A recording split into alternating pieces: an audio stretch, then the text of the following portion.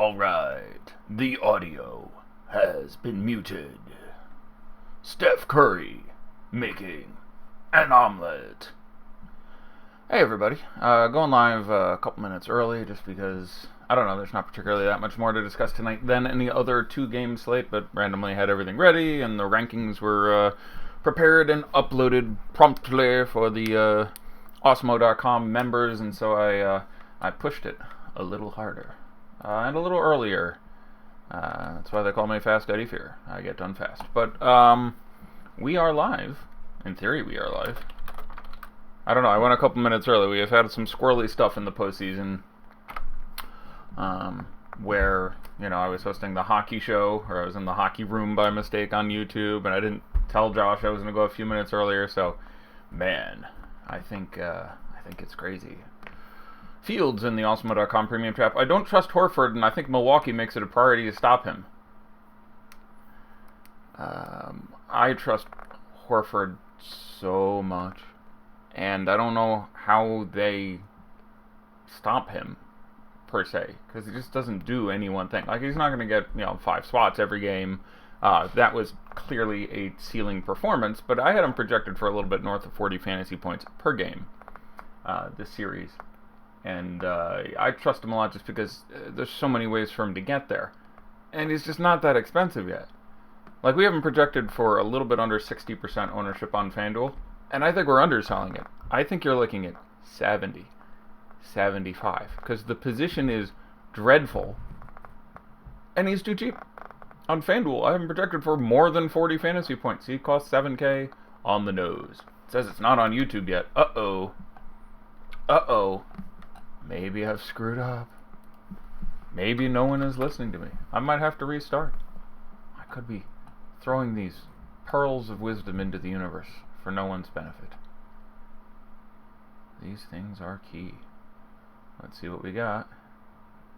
Maybe I knocked the MLB show off the air.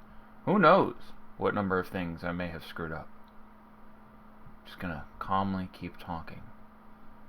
Let's see what happens. I wonder what's going on in this channel. Jake Harry and Chris Baggs. Okay. It's a couple handsome men. It's a couple good-looking boys. I don't know.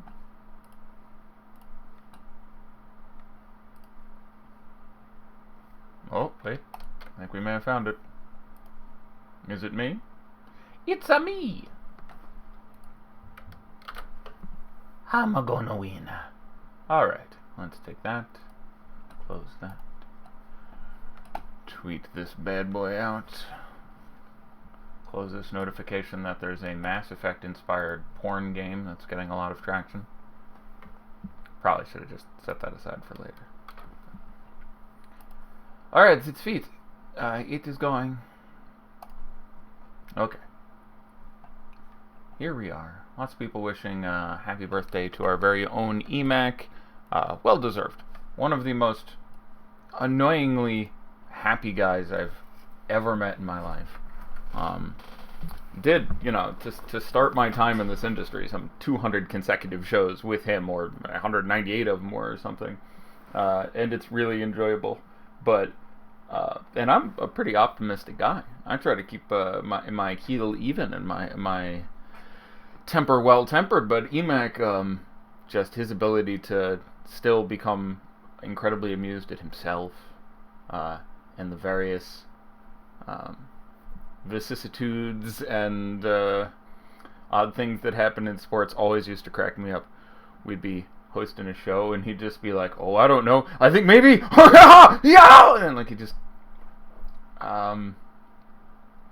really if I find out that he's got kids tied up in a van, or just has a really big methamphetamine habit, or he's just unreasonably chipper. He's like that receptionist at the dentist who, you get there at 8 in the morning and she's brilliantly happy to see you. I'll never understand it, but shout out to that man for being the most smilingly, really genuine, kind guys I have run into. So, big fan of the old Eric McPherson, the old Earmac. Long may you run, EMAC. Slightly more somber news. Shout out to John Singleton, gone way before his time. Really not that much older than me. Guy's less than a decade older than me. met him once in New York City, and really added a whole venue to cinema. He directed Boys in the Hood when he was 22, I think, for those of us who have trouble getting off the couch at that age. One of the best things you can do with film and television is to tell the stories of people who are otherwise unheard, give voice to the voiceless, and that man certainly did that. And that hit me a little bit hard, because just a good dude took a little time out to talk. So shout out to that guy. I'm glad you've been doing well. It's been going a little too well. I'll be honest with you. Playoffs are good because everybody screws up game one because not enough people do their research, and even a lot of the touts just carry over from the the regular season stuff and don't do it's a bit of research, but you do it once before the series and you're just a leg up. So postseason tends to be really good, but not this good. I've spoken to a couple people who are like, I won 9 of the last 10 days, and even GPP players, that's a little more likely when you MME. If you single lineup, that's nigh on impossible just because of number theory and the way that works out. But shit's basically gone the way it's supposed to, with the exception of the one statistically really unpredictable Joel Embiid day. Basically, I don't know, we're on day 15 or so of the playoffs, and there's been 13 to 15 times I was like, I would really have very little of this guy, or I would be massively overweight the field on this guy, and almost all of those have worked out. So, and I say that not because look how great I am, but because it's been a little too much. Like, more of that shouldn't, break your way quite as much as it has. And even when it breaks your way, it shouldn't break your way that much. Like, people were bad to be playing more Clint Capella than Al Horford in the 2 days ago in the first games of those series, respectively. That was preposterous and one of the greatest things I ever saw. That being said, 50 out of Horford was about 10 more than I expected, and Capella's performance was at least 10 less than I expected. So, that broke it. So it's gone really well, but a lot of that is variance and happening to just land really nicely on a couple of things. Tonight, not a super night as of right now. I'm not seeing a lot of big edges. There's not a lot of people will screw up this guy, people will over this guy. Like, I can't off the top of my head think of anything I think people will be massively wrong on. So we'll talk about it. Obviously, I'll chatter it up for 45 minutes, 50 minutes. Those of you in the AwesomeMo.com premium Slack chat, you'll get first dibs with any questions you have. Please fire them up. Anyone who's watching the show on the YouTube stream who has not yet joined us, because you're all coming eventually, once we get to all that big win, and we're going to get one for everyone. It's going to be like an Oprah show. Just look under your seat. There's a GPP win. But those of you who haven't joined us yet, go ahead and send me the questions via message or via direct tweet on the Twitter sphere. Got some feedback, both good and bad, about how statistically dominated the last show was. There was about as much, hey, really nice to see you delve deeper into the statistics. I appreciated that. And as much, Jesus Christ, you were the one guy I listened to who didn't just throw a wall of numbers at me that had no context. So I don't really know what to take away from that, but it seemed appropriate at that time. It's a little less appropriate today. It's especially appropriate in that series because you are dealing with, if we talk just about Toronto and Philadelphia, some really bad defenders and some world-class defenders. So really talking about the matchups, I went through the whole possession-by-possession thing. Really looking at breaking that down and seeing how that went according to expectations was probably worth the time on a short show. But today there's not quite as much, and there's a lot of switching in both these series, so there's not a whole lot of this guy, guarded this guy 60% of the time even. Most of it is much more segmented. Well, someone's choosing now to call me. I'm guessing robocall. Hey, guess what? Almost certainly robocall. Someone gave me the whole, was Eric Gordon's thing? Eric Gordon's primary defender, I'm just doing this one because I happen to have it still up in front of me, though I looked at them all today. And if you have a particular question, who guarded who, you want the thing, if we have time, I'll look it up, doesn't take long. Eric Gordon had 20 possessions where number one was Klay Thompson, 18 where number one was Steph Curry, and 14 where number one was Kevin Durant, and performed reasonably similarly in all of them. So he performed worse when it was Durant, which, not terribly surprising. That's a tough matchup if you're Eric Gordon. But again, 2018 and 14, there's not really a whole lot to take away from that and do with that. Somebody responded to my link of the show with the question, "Are you doing a show today?" All right. Okay. Stuff. I guess we'll just get into it. Again, please send in the questions because it helps fill the time and also helps me miss things I don't cover. I want to mention something. I kind of pride myself on not missing news. Someone can correct me if I'm wrong, but during the regular season, there was, to my memory, one, but I'll assume there's maybe a couple more I didn't know about or don't recall, where something significant happened and I didn't know about it before lock, and it was relevant. The example I'm referring to is yesterday. It came out a good dozen minutes or so before lock that Greg Monroe was going to get the backup minutes at center ahead of Boban. He got injured, stopping him from being, nutsoid good. He was still just fine and a very relevant value play, but I didn't manage to get that. I didn't think that was a possibility, so I have alerts that will alert me during the show that say, I have on many other players' names, but I didn't happen to get the ping. I didn't know by the time the slate locked, because again, I'm hosting the show by myself. Otherwise, I'm looking around and I'm sure I would have seen it, but it's difficult to take care of all those things at the same time. That he was going to get that time. And, at $3,000 or what have you, what would have been, 18 minutes of Greg Monroe is pretty exceptional, and he did very well in his limited time on the court. Unfortunately, hurt himself. Fortunately, I guess, for me having missed something. But I don't like to miss shit. So those of you who during the regular season, but more so during the preseason and summer league when I was on here alone, did such an excellent and helpful job of pinging me with news as it breaks in case I miss it, and it's continued.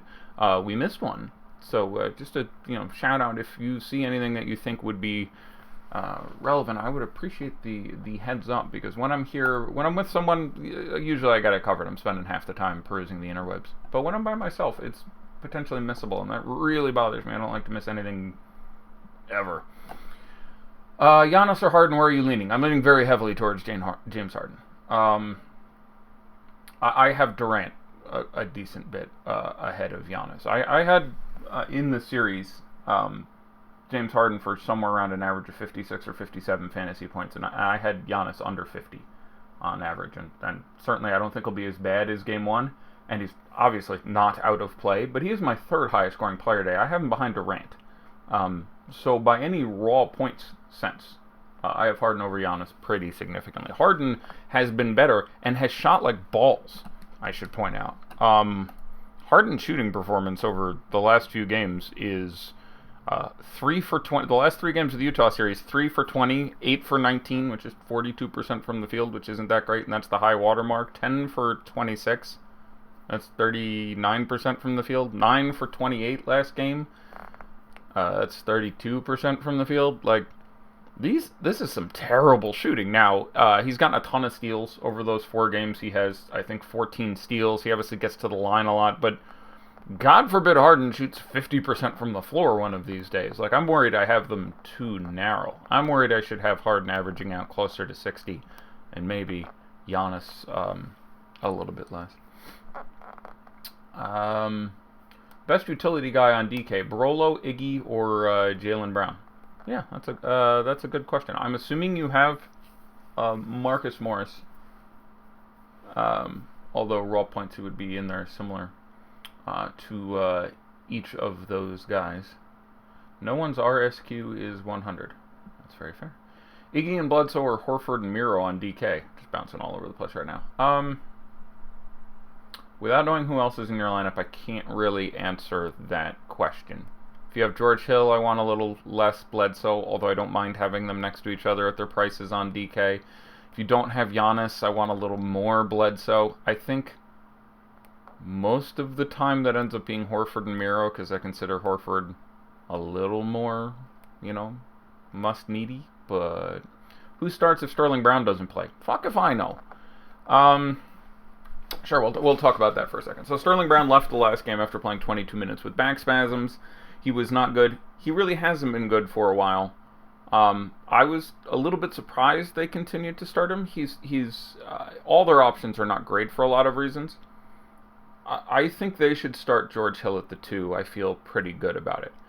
You have Chris Middleton, Eric Bledsoe, and Giannis out there. So you need that guy to play defense and make his three-pointers. And George Hill plays better defense and makes more of his three-pointers than the guys they're giving more time to than him. I don't understand. If I'm Coach Bud, I'm starting Bledsoe at the 1 and George Hill at the 2. It takes some that seems to me to be by far the best answer. George Hill is a great three-point shooter, a better defender than certainly even at this stage of his career. Certainly Sterling Brown or Pat Connaughton. Pat Connaughton got destroyed last game. Oh, you want to play the fun plus-minus game? This is a fun one. Only one player on the Bucks had a worse plus-minus than Pat Connaughton in Game 1. Pat Connaughton was a minus 21. Who was worse? Give up? Giannis Antetokounmpo. That one hurts. Only one starting member of the Bucks had a positive plus-minus. Who was it? Give up? Brook Lopez.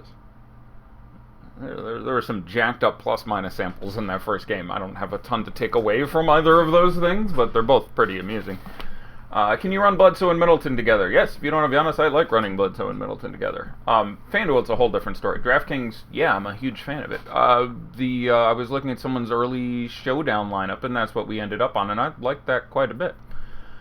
So absolutely you can run Bledsoe and Middleton together. So it's also pointing out you can certainly run Bledsoe and George Hill together. They played next to each other quite a bit. Now, Bledsoe did not close. Bledsoe needs to show up. I don't know what to make of this. $5,800 has obviously gotten really, really cheap on DraftKings. And maybe I'm biased here because I'm a big Eric Bledsoe fan. I think he's underrated on both sides of the court. He can take over a game. His defense can be tenacious. He can be really, really good. And that entire first-round series, not that it was a long series, but the entire first-round series with the Pistons, every day I was like, more people are going to own Middleton. He costs more money.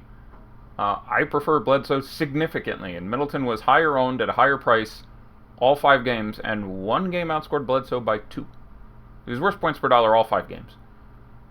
And significantly worse, 3 of them. Like, it was, I'm a huge Eric Bledsoe fan. That said, he has sucked in this matchup. He's been bad. And now you have the minutes threatened. So, I still like him quite a bit in tournaments at $5,800, and I don't think he's out of play on FanDuel at $7,000, whatever the hell. Yeah, I don't know what to tell you. It is not a good spot. It's not a good spot for anyone on the Bucks, particularly. Per game this series at the start of this, let me put it this way. I had Eric Bledsoe in the Detroit series projected to score 40.5 fantasy points per game on average. In this series, I have him at 32. Okay? So it's literally going from almost best possible to almost worst possible. It's a really bad goddamn spot. But that being said, the price has come down enough where, like, that's a 2-game slate. So 30 doesn't kill you. Anyhow,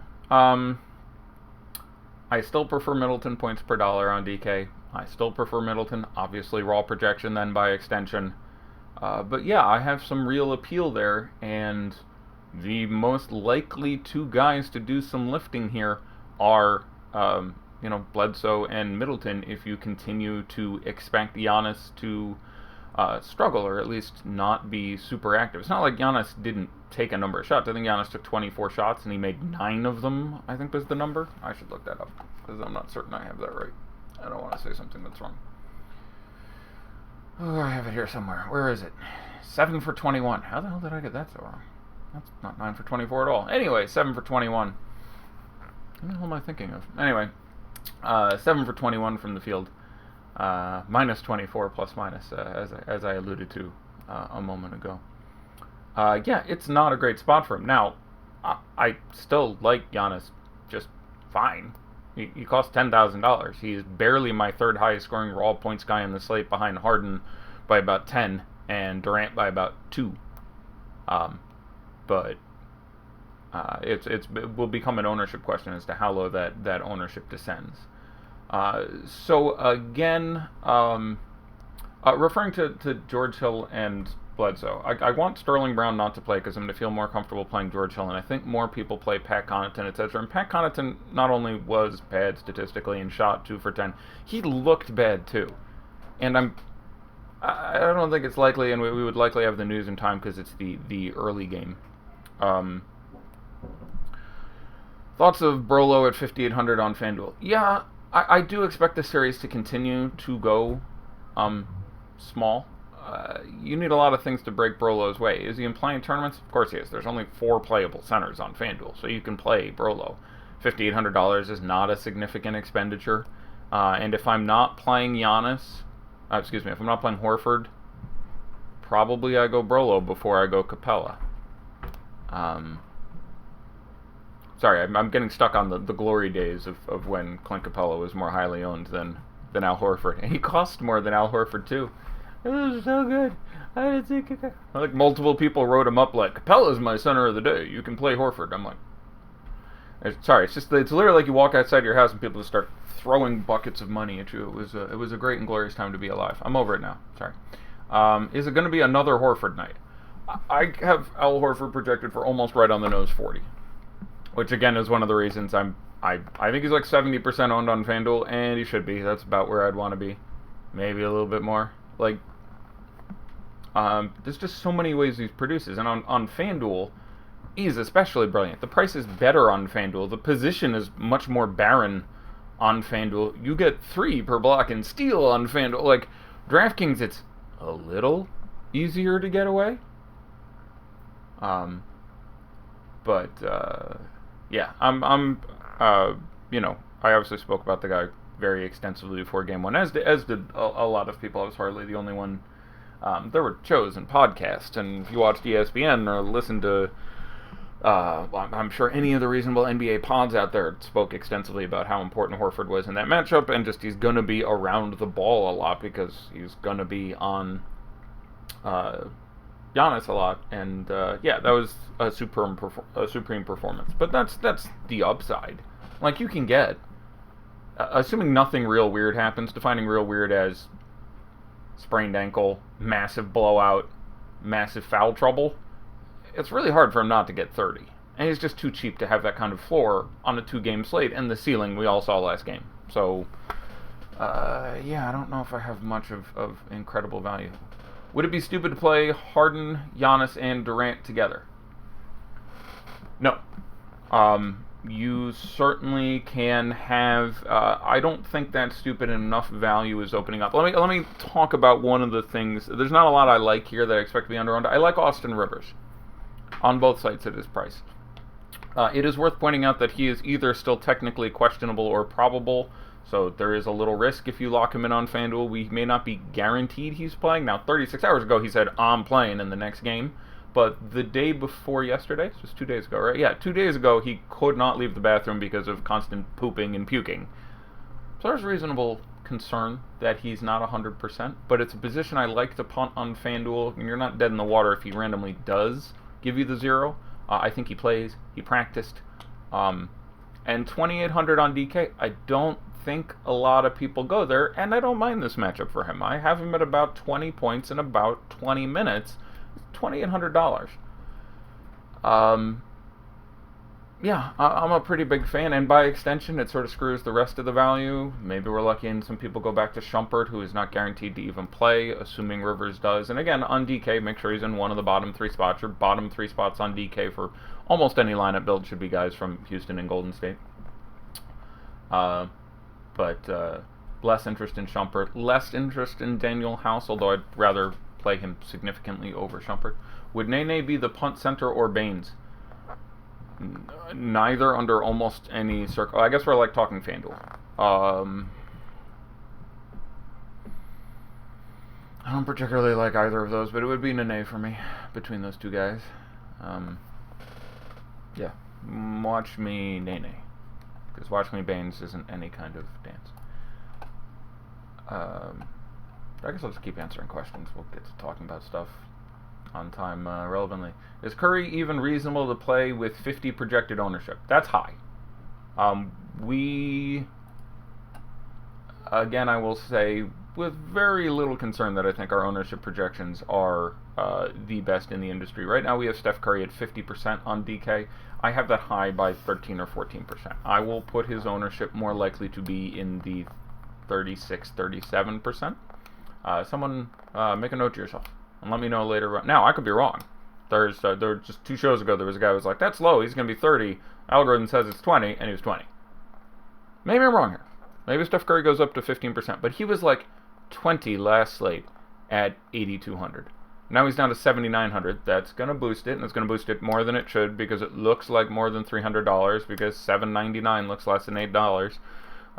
Side note, my wife, who has 2 master's degrees, frequently goes to the mall and goes, hey, can we get this? It's only $19, and it's $19.99, and I want to kill myself. Like, I literally want to rip my eyes out of my head and scream and pour bleach, and it just, when she refers to $19.99 as $19, drives me crazy. But it works.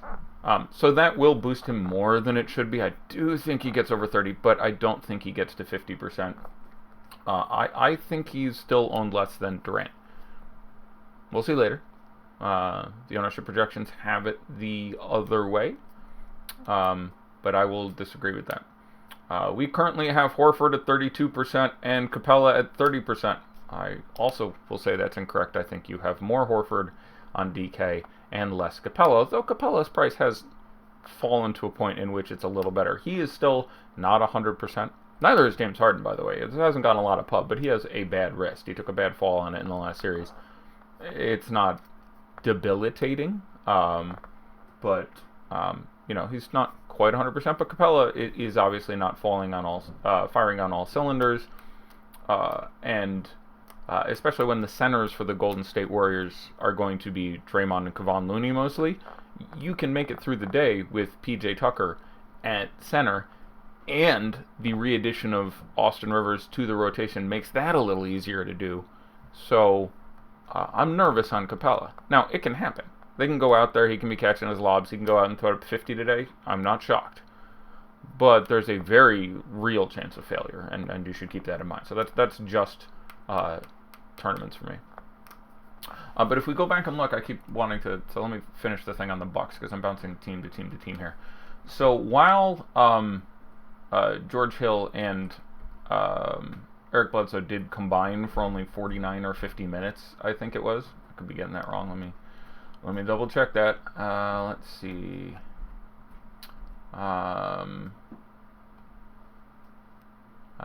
They combined for 49 and a half minutes.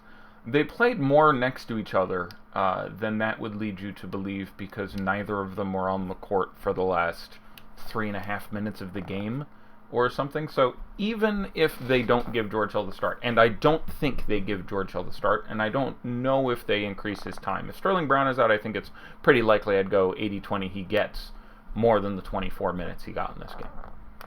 And I'd say there's like a 30% chance he starts. Because again, what you need that guy to do in that lineup is make his open shots, because you have Bledsoe and Middleton and Giannis and even Brook Lopez and Mirotic, and you don't need this guy to create his own offense. You need him to make his open threes. It's the spot where, like, Tony Snell worked for a lot of the year, and Tony Snell's not a good basketball player, but you know what? He can play a little defense. He can make enough open threes. They had Tony Snell out there. A lot.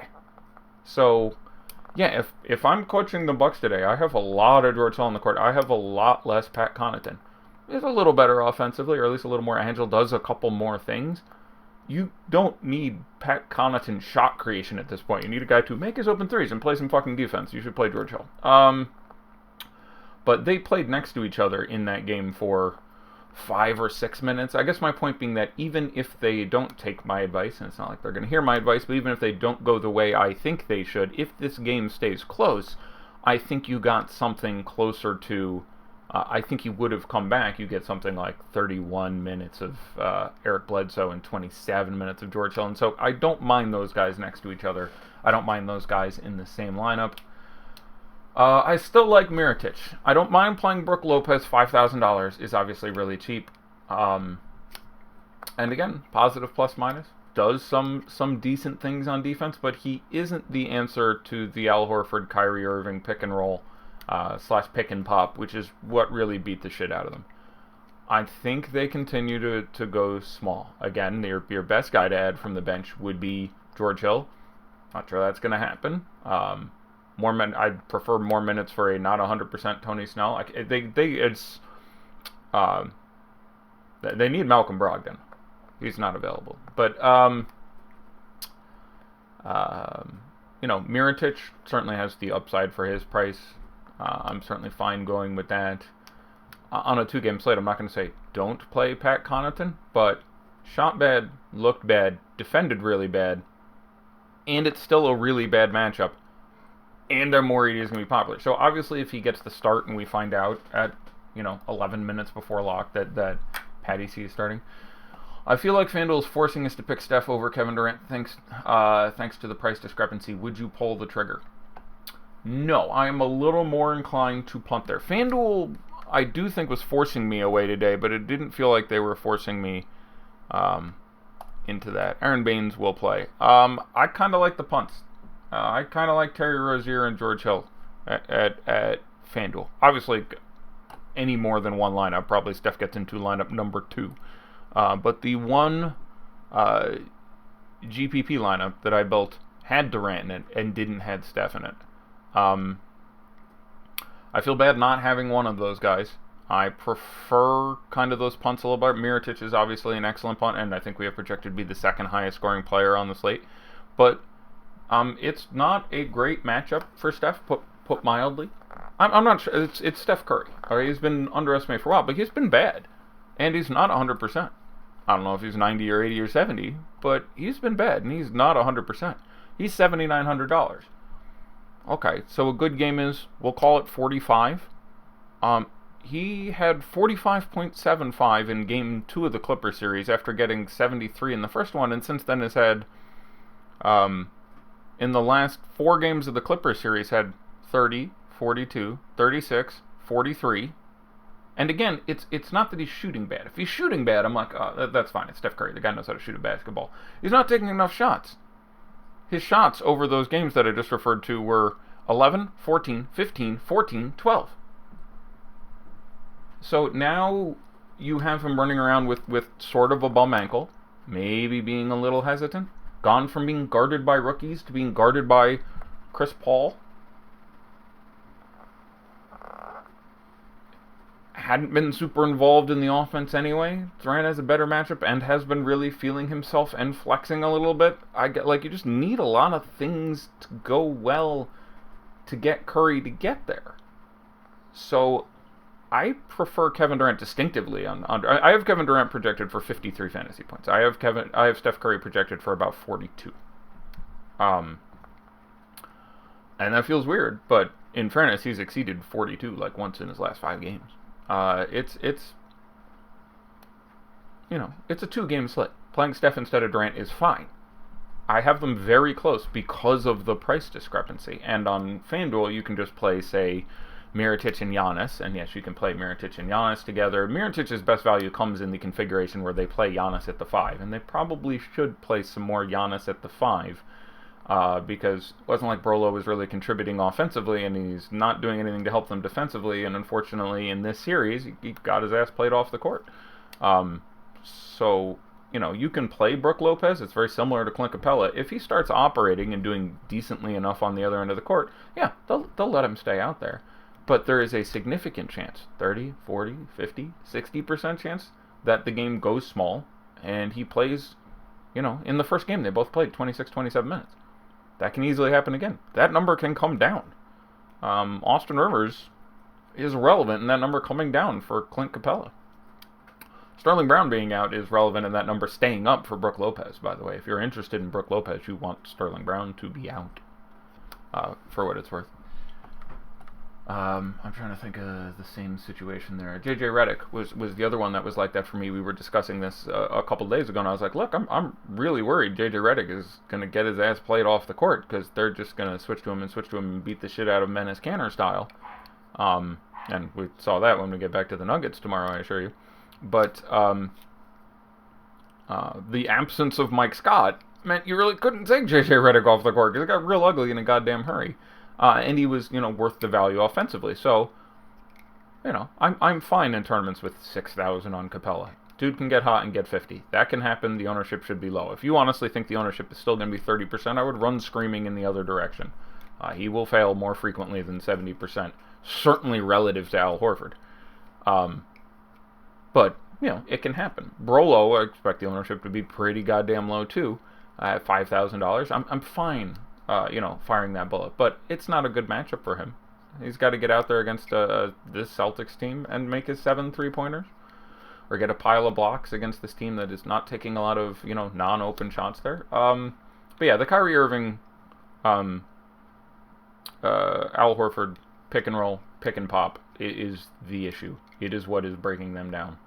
I still like Jaylen Brown a lot. On DK in tournaments, I will check what we have the ownership projected to be. I might prefer... I'm still very close on him and Hayward. I said both sites him over Hayward game 1, and it ended up being almost irrelevant. I think Brown might have been very slightly better points per dollar, but they were in the same ballpark, and I'm similarly on the cusp of the decision. I do not like one massively more than the other one. It breaks down to positionality. FanDuel, if you're not wanting to play Mirotic for some reason, or you're playing Mirotic and don't want to play Durant or Giannis, there are not a lot of small forward options. Let's do small forward on FanDuel for fun real quick. Boy, is that literally in order most expensive guys. Durant, 11.4. Giannis, 11.3. Hayward, 5.9. Mirotic, 3.9. There are 3 small forwards who cost $4,000 or more. And you must play 2. So, yeah, that obviously puts Hayward in play a little bit. So there will be a lot of Hayward. For that reason, I'm a little more inclined to play Jaylen Brown. Jaylen Brown is underpriced on FanDuel. I do like him in this matchup. This is the Bucks. One of the spots where they give up some time is against shooting guards, where they give up some production. We have actually talked about that all year, where you got Clay games and Booker games, and it's a spot where you can get going against them. Like the number of shots he took in Game 1, led the team in minutes in Game 1. So yeah, I'm going to stick with Jaylen Brown. Both sites, I think it's a lot closer on DK because of the positional similarity and the prices being a little more narrow. But FanDuel, I'm still a little more excited to get Jaylen Brown out there. DraftKings Cash, Middleton and Clay, or KD and Ersan.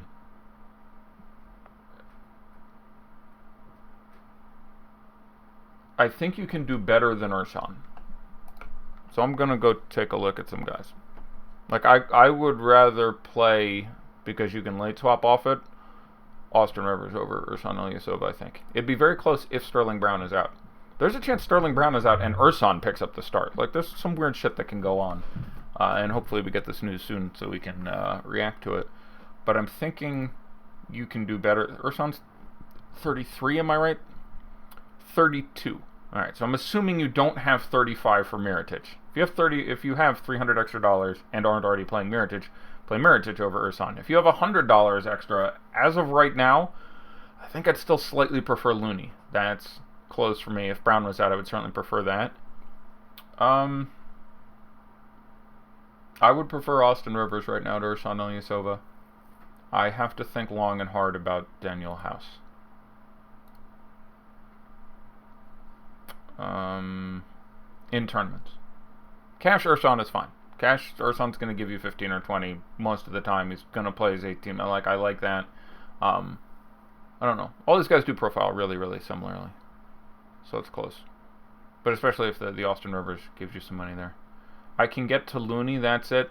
I'd be a little more inclined to play Looney than, yeah. Ersan I do have projected for a couple more minutes. Looney, I think, a little more likely. Just the matchup I prefer a little bit for him, where he can get some undersized Tucker time and a couple of things. But, yeah, all those guys are actually really similar. They're all within a point or two. And I don't expect the ownership on any of them to be significant. But that whole House, Ersan, Looney, Austin Rivers thing is really close for me. And, again, Austin Rivers I like probably the most just because I think he's guard only. And it sounds like you may have not a guard available position. Might be utility. But, yeah, I mean, you look at his minutes, setting aside the 32 he got in game 23, 23, 21, 19, 21, 17, 20. Dude's going to play 20 minutes. Maybe a little more. But if they go small again. But we need to see his rate. Do I think Fareed plays? I do think he is the best choice on FanDuel and GPP, which you're asking, as the low-priced guys. Power forwards on the Houston team. Power forward is obviously pretty goddamn bad. I would rather play Fareed. Now, I would rather play Ersan, but that's $700 more. I would rather play Looney. That's $700 more. But I would rather play Fareed over DJ Wilson. Although, if you are really heavily on the second game, you can make an argument for DJ Wilson, which is somebody blows somebody out, and DJ Wilson plays the whole fourth quarter. But you would need to have, like, only a starter from the first game. But you can make an interesting value lineup with, it would be something like George Hill, Terry Rozier, DJ Wilson, and then Harden, Curry, Durant, you know what I'm saying? So that's an interesting lineup. So it depends a little bit on the other guys in your lineup, but most of the time, yes, I would rather run Kenneth Fareed than DJ Wilson. And, thinking that Capella is that bad and then there's a number of ways he gets there, and he's, a little more of an upside guy, but it would depend a little bit on the other guys in your lineup. Rozier or Ilyasova for utility FanDuel showdown? I will take Rozier by a little bit. Just projects a little higher for me, but you're both looking at guys who should play 20 minutes, give or take. They're in the same game. If Sterling Brown is out, that'll get really close for me. If Sterling Brown is in, it's going to be Rozier for me by a reasonable amount. And I do think there is some flexing, feeling himself, Bucks, matchup type dealio going on there, which is not completely irrelevant for me, even if I can't quantify it.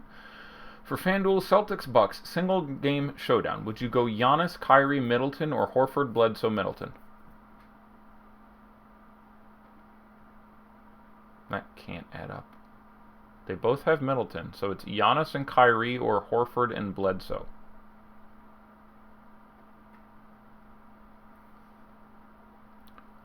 I assume there's something I don't understand there at the Ryan King 88, but I will play Giannis and Kyrie over Horford and Bledsoe. So Kyrie, the guy from this game I haven't spoken about as much as I should yet. I like Kyrie a lot. I'm projected for about 48 a game this series. The price on FanDuel is just fine. I haven't projected, obviously, for several more points than Steph Curry. I think I actually have him at 46. Now that I think about it, because I recall having him at 4 ahead of Curry. Let me look. Yes, I have Kyrie Irving at 46 and Steph Curry at 42. Shout out to whomever I was helping with their draft, and we went into this conversation. So, yeah, I like Kyrie quite a bit. I don't find myself building to him as much on DK as I would want to at what is really an exceptional price, because there is 60 in the tank there, obviously. There's ways all the other studs can fail, and if you're looking at guys with, massive upside, Kyrie at 84 is probably the, of the guys you think could very realistically get you 60 fantasy points. You're looking at kind of the cheapest one there, so you want to get to more. I find myself unable to get away from Durant, who is still simply too inexpensive. I also find myself unable to get away from Al Horford in the mid to high sixes, and Draymond Green in the mid to high sixes, and I really want to play James Harden, and once I've done all that in a lineup, it's really hard for me to get to Kyrie. He just sort of gets fixed out by the fact that I slightly prefer Harden, because one of these days he's going to make half his shots and score 77, and it's going to be like, oh yeah, that happens. And Durant at 91 is just, I have projected for 8-9 more fantasy points for only a few $100s. Horford, we've been through that, and maybe we'll be under-owned again today. I don't know how many times this series we'll get that, but that'll happen. And Draymond Green at 6,600 is brilliantly good. He's now playing 20-something minutes at center in a tremendous matchup. I have him projected for north of 40, and there is ceiling to boot. He just missed his triple-double with X9 and 9, I think, in that last game. And people are sleeping on him again. There's been some someone just tweeted me another. This is something dumb somebody wrote about Draymond. Hold on, let me see if I can find it. Never gonna name names, so don't ask. But someone said something dumb about Draymond. Is it here? I didn't do this. We finally saw playoff Draymond come out in Game 1. This actually isn't sourced, so I don't know who said that. Yeah, we finally saw him in Game 1. In the game before that, he had 60. In Game 1, he had 40. So a little weird to say, like, hey, he finally showed up in Game 1. The game before that, he had 60. Thanks for paying attention. PJ Tucker, Looney, or Urson FanDuel GPP, one entry with Morris as the other power forward. I have to take PJ Tucker there. Setting aside price. On FanDuel, there is a massive difference between the pricing on those guys. Kevon Looney is 43, Urson's 43. PJ Tucker on FanDuel is 56.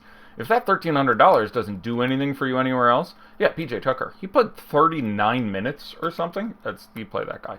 3 for a steal, 3 for a block, gets his corner threes, yada. Like, I have him projected for 8 points higher than those other two guys. DK, I really like PJ Tucker. He's at $4,300. He's very, very good price. He's not as well priced as Marcus goddamn Morris at $4,200. We have Marcus Morris projected to be tied with Steph as the highest owned player on DraftKings. I think that Steph ownership is too high, so I think he is the highest owned player significantly on DraftKings. I also think the Morris ownership is too low. I think you're going to get 57, 58%, and it should be. I have him projected for 28 fantasy points. He costs $4,200. Can he fail? Yeah, he can absolutely fail. He's played 5 games this postseason. I think game 2 against the Pacers, he had like 5 fantasy points. And in the other 4, he had like, 22, 25, 27, and 30. And this is, again, a better matchup than the Pacers that he played the 3 times there, and they're giving him the start, which, in theory, you could argue, hurt the upside. More time next to Kyrie and Jaylen Brown, who I like extensively in this matchup. But $4,200 for that dude is too cheap. Too cheap. Very fadeable because it's Marcus Morris. He can brain fart this. He can get in foul trouble. He can screw it up. But by any raw points, yeah, he should be ridiculously high owned because that price is way the hell to... Someone sent it to me. Thank you. It's a Marcus Morris game log. Did I get it right? It was game 2. Yeah. So, where's... it doesn't have it logged there. But yeah, DK points last 4 games of the regular season. 24, 18, 25, 27. 5 games in the postseason. 35.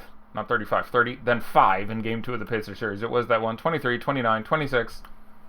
Yeah, and that makes my projection of 27 feel about right. But for $4,200, that's just too goddamn cheap. Very fadeable. I do expect him to be closer to 60 than 50% owned, but it should be. That's just a dumb price, and it will come up. Harden, Giannis, or Durant for FanDuel cash? Harden. Not terribly close.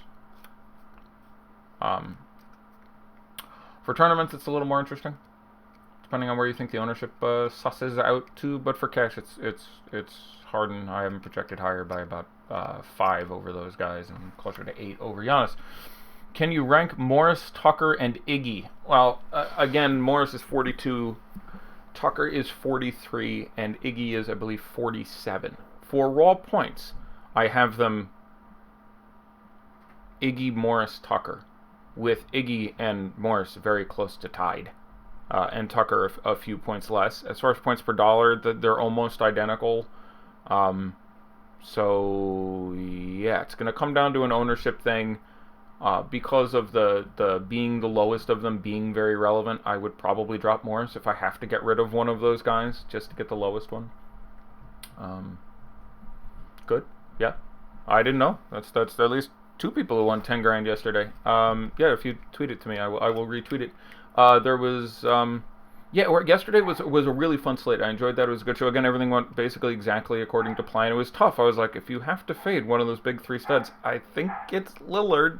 I'll play Kyrie and Jokic. You're going to get one hell of a series here out of Nikola Jokic, by the way. This really cannot be much of a better spot for him. I'm really looking forward to watching him put his thing down for the next 10 days or so. Let's see. So let me look at that second game for a second. See, I think I mentioned basically everything I wanted to on the first. Well, I'll go back to the top of my notes. Only 3 pages today. Yeah, Celtics again have that 8-man rotation. Don't play Daniel Tice because Aaron Baines is going to play. You can play Baines, but they basically have an 8-man rotation. They had 3 guys play some blowout run. They gave a handful of time to Semi Ojeleye, played like 4 minutes before the blowout time, but it's basically an 8-man rotation with. So we basically talked about everyone. Yeah, I think we're good there. Bucks news, anyone? Can I get some Bucks news? Can I get a Bucks lineup? One lineup on FanDuel. Who the hell do you play at power forward?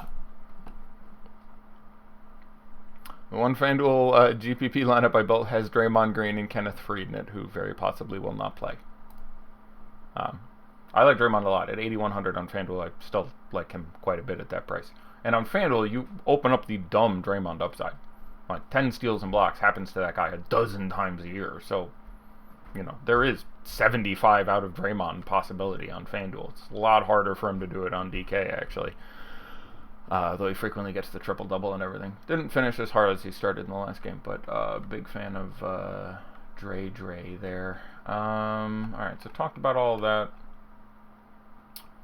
Talked about really all of that. I'd really like some Sterling Brown news. Hold on, I'm going to refresh some alerts and stuff. Mirotic listed as starting ahead of Sterling Brown. Okay. That's definitely another place they could go. So I would now prefer Mirotic on DraftKings to George Hill. Points per dollar. He's going to be very close to Marcus Morris for me. He probably moves a hair ahead of PJ Tucker and Iguodala. It would take me a while to figure it out, but not quite confirmed yet. But apparently Nikola Mirotic is going to start. I do not think you need to now avoid George Hill or whatsoever. It is a nice minutes bonus for everyone there. It is a boost for Brook Lopez. Yeah, that's very interesting. But especially, you know, with not a lot of time yet, he now becomes, you know, predominantly really, really nice on FanDuel at that $3,900. There is a real chance he gets 30 minutes or something at this point. You feel free to just roll that out there and get that to work out for you. But it appears likely, not quite confirmed yet, that Nikola Mirotic will get the start. Breaking news. There it comes from Fantasy Labs. Your dog is barking at my dog on live before lock. Yep, my dog won't shut the fuck up. Would you play Hill and Miro in the same lineup on DK? I have no issue with that whatsoever. They are priced to move. But yeah, especially now, a lot of lineups. I like playing Harden over Giannis. I like playing Durant over Giannis. Really, a little bit on FanDuel and a lot on DraftKings. Pivoting some of your value into Miro. Makes you obviously a little more divested against Giannis because you just have another offensive player in their game. Which Gordon is the better play, Eric or Hayward? Well phrased. I would rather probably barely play Gordon Hayward for ownership. But they run, you know, D'Antoni loves his tight-ass rotations, and it's not like everyone's like, oh, he had an amazing game. Eric Gordon doesn't do anything but shoot, so I will still take the over on 9 shots for Chris Paul and the under on 19 shots for Eric Gordon, but, you know, Gordon Hayward's going to play 31 minutes. Eric Gordon's going to play 39 minutes. It's probably raw points Eric Gordon by a scotch for me, but tournaments I would much rather play Gordo. Would you say core build on DK is Durant, Draymond, something?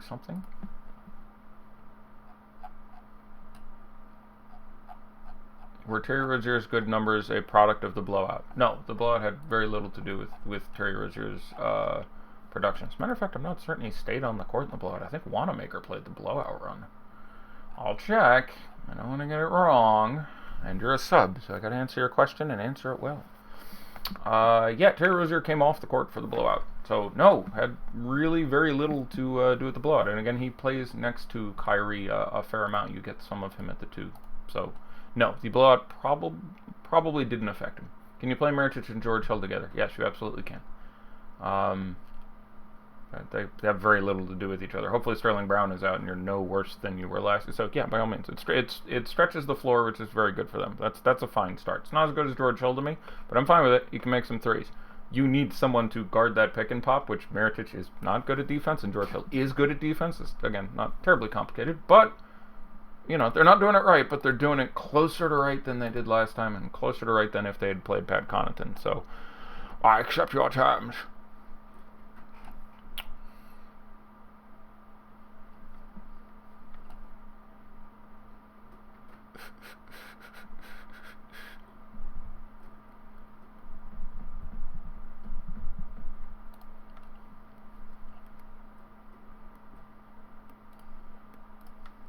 No, looking at that now, I don't really know where that's going to come out.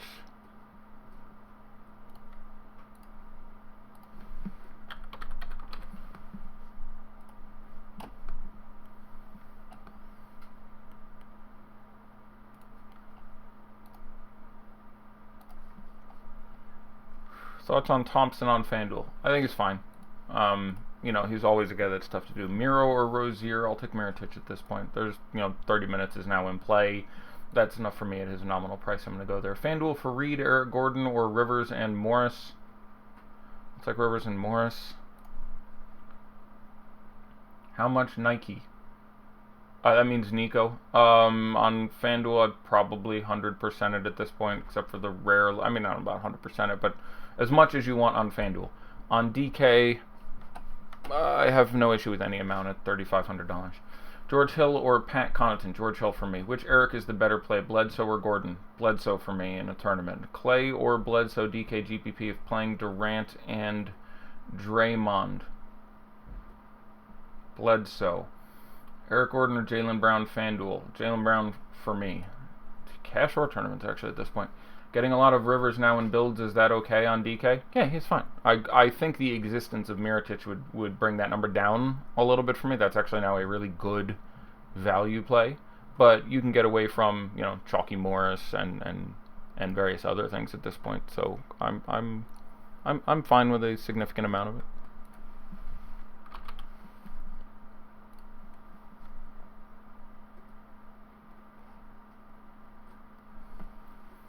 Green or Horford?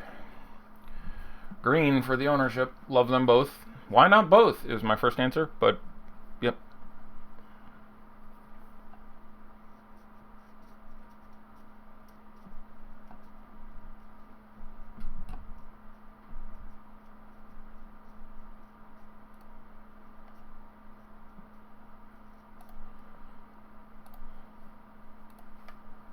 Hill or Rivers on DK? I prefer George Hill if price is not a concern. Mirotic and Irving or Draymond and Clay for Yahoo Cash? Still Draymond and Clay. Very close, but still by a point or two. Middleton and Austin Rivers or Jaylen Brown and Marcus Morris on DK? Yeah, that's a really good one. More frequently, I think I'm taking the two Celtics there. But again, you're going to want to try to tailor your lineup to it a little bit more. Sterling Brown going through warm-ups, nothing official. 4 minutes to go. So, yeah, I'm going to go into turbo alerts mode. So, I'm going to pause on the questions just because I want to get this news as soon as it possibly comes up. I have 16 notifications. Sterling Brown active.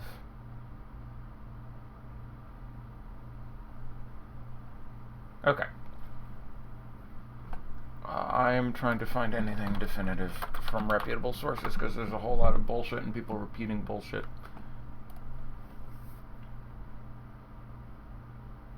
Nico is probably starting. I don't have that 100%.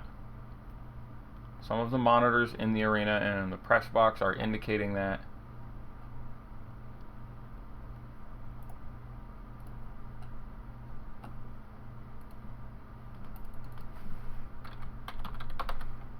But this could be one of those things where the training staff and a lot of places are reporting he is named a starter. I would go 90-10 that he is starting, but just giving you the full picture of things, there are times that teams fuck this up, for lack of a better term, and I apologize for my language, but I can't think of anything else to call it.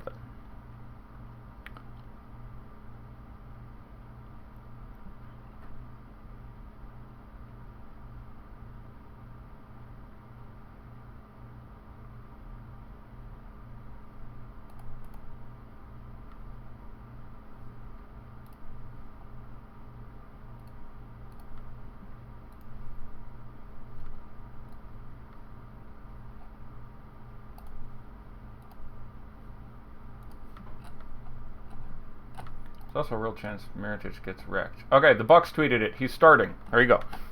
The Milwaukee Bucks said Mirotic will start. Feel free to load up on your Mirotic at this point. That is official. Sterling Brown may not even play at this point, but the fact he's active is a little bit of concern for your George Hill shares, so don't go crazy there. I like George Hill, but far from a must. His role seems pretty secure to me, but there's a real chance that Sterling Brown still plays. There's a chance they just keep him out.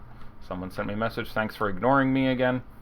Buddy, I answer questions constantly for 30 minutes. If I don't see yours, it's not because I'm ignoring it, and there's no reason to be rude. I'm not ignoring anyone intentionally. I'm answering every single question I can get to. Oy.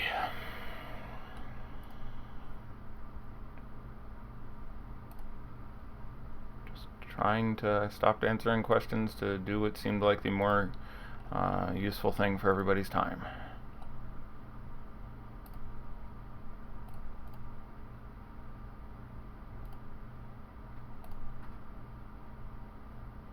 We are locked.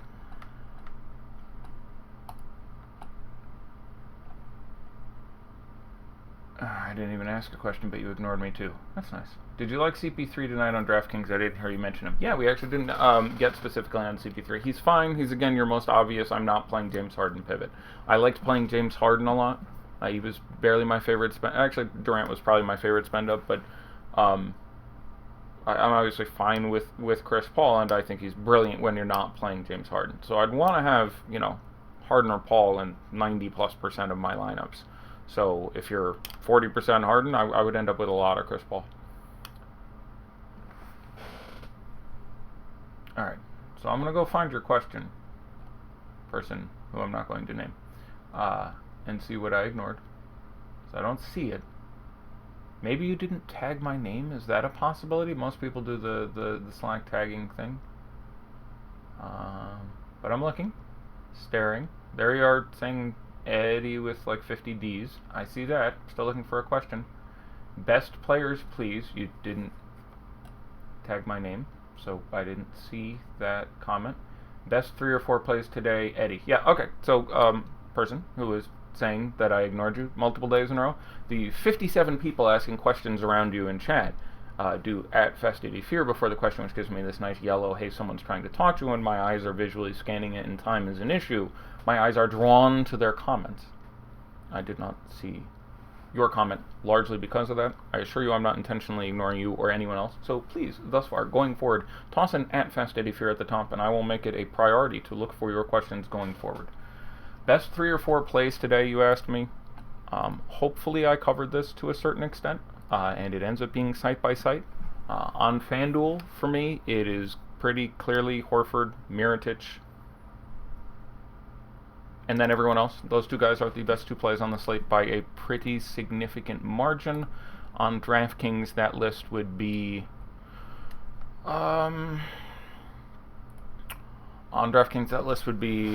Draymond, Horford, Mirotic at 35, Harden. Those are probably the guys, and Marcus Morris. Those 5 guys, and Durant, actually. So, Durant, Horford, Draymond, Mirotic, Harden, Morris. Those 6 guys would make up the core of a lot of a lineup that I would have, and you would have, if I'm mathing that right in my head, somewhere around $9,500 left for 2 other spots, and would be able to chalk that around. But I imagine if I had a core, it would be a lot of Durant, Horford, Green, Harden, Mirotic, and Marcus Morris on DraftKings. Let's look at some ownership, friends. Here we go. Let's look at the, what do I got? The $844,000 in the top 2 tournaments today. Let's try to get there. Yeah, it's weird. Some days I just don't get to everything. I missed 67 questions today.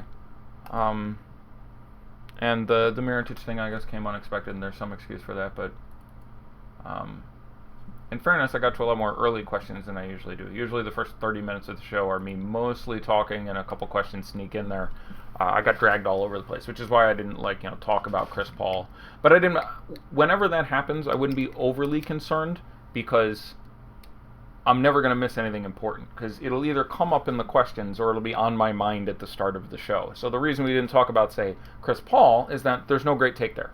He's Chris Paul. It's a fine spot. He has a big upside. He's the most immediate correlation play against James Harden, etc., etc. So anyone who I don't think to mention is probably that guy standard. Ownership on DraftKings and the faux. That much money, you could buy yourself some church-going socks. Number 1, Marcus Morris, 53%. I was a little high. Projections were a little bit low. They had him at 50. 53% for Marcus Morris. Justified, that's just fine. Nikola Mirotic, 47.5. That happened fast. Nice job, people, getting on that in 10 or 12 minutes. That's fine, though with that ownership, he can get played off. There's no guarantee there's that much extra time. You could get 32 minutes, and 32 minutes, no matter how bad you are at $3,500, is going to be pretty exceptional. But could struggle on defense. Sterling Brown might be active in play. Might only play 22 minutes. Could blow up on a lot of people, so I'd be a little nervous if I had 50% Mirotic, but I like him generally. I'd be nervous, but I'd feel good about it. Put it that way. Chris Middleton, 43%. That's fine. He's too cheap. Al Horford, 40%. That's not enough. Feel good about having your Horford there. Kyrie Irving, 36. Feels good. Giannis, 36. Well, yeah, I'm okay with it. Bledsoe, 32. He was cheap. Jaylen Brown, 25. I like that. Jason Tatum, 24. Again, coming in last for me on the Celtics. Did not say his name on the show tonight. The price, obviously, is down and reasonable. It's a 2-game slate. It's Jason Tatum. He's going to play 30+. No problem with Jason Tatum. But, the way it all maths out for me, he's the least likely to make my socks roll up and down.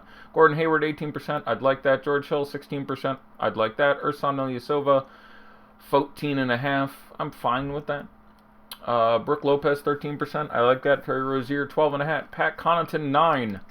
I wouldn't want it. I'm worried he gets cooked. Sterling Brown, 2.5. I feel okay, 2.5. Aaron Baines, 0.3. Feel pretty good about that. Daniel Tice, 0.2. Probably won't play if Aaron Baines is 100%, but 0.2. Tony Snell, 0.17. Not so much. Tim Frazier, 0.11. DJ Wilson, 0.09. RJ Hunter, 0.08. Semi Ojeleye, 0.04. PJ Dozier, 0.03. Bonzi Colson, 0.03. Dante DiVincenzo, 0.01. Is he healthy?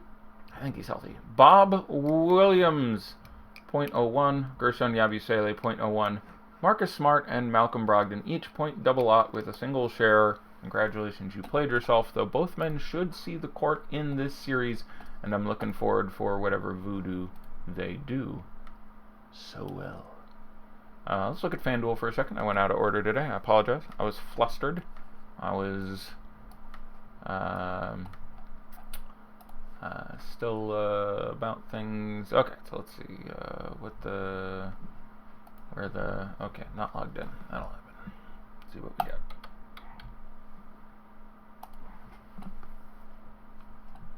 Okay, 400K here. Yeah, $844,000 in the top 2 boxes. And we're 3 minutes into the game before I get to the FanDuel ownership. So, clicking on some guys. Al Horford, 52%. That's too low. Too low. May work out, may not work out, but he was the best center play by 600 miles. Currently being outscored by 3 by Brook Lopez, who's on the board with 4.2, 23%. That's definitely the second best center play. So yeah, the center plays. Jason Tatum, 35. Fine. Power forward wasn't great. Marcus Morris, 42. It's fine. Giannis, 50. No, I couldn't have gotten there. I preferred Durant.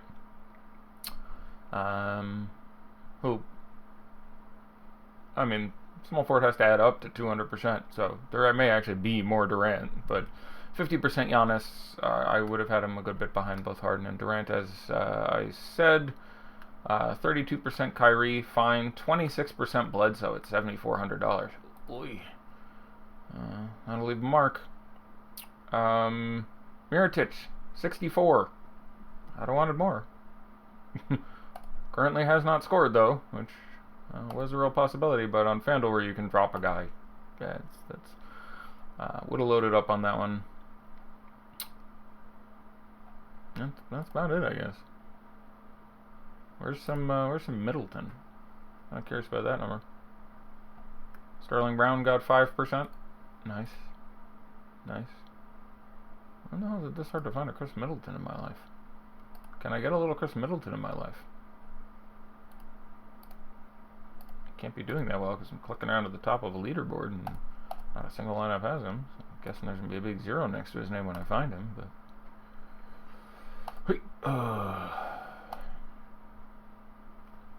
alright, I give up.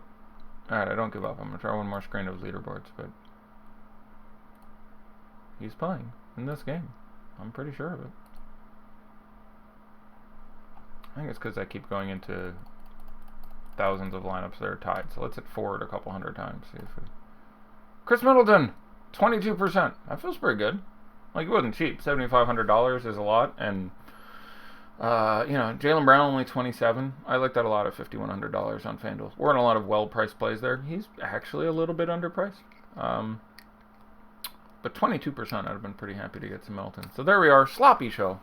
Didn't feel great to me. But I'll try to do better tomorrow. I guess there we are. I presume I will be back tomorrow. I have not yet taken a look at the size of the prizes. It is a one-game day. But again, if they're going to keep throwing a half, $750,000 top prizes on those days, I'm going to show up for them. So I'll take a look at those and advise on the Twitter sphere tomorrow. But regardless, for the rest of the night, I'll be in the Awesemo.com premium Slack talking stuff if you have questions about the late slates or late swaps. Otherwise, I am back tomorrow. Best of luck. Bonne chance.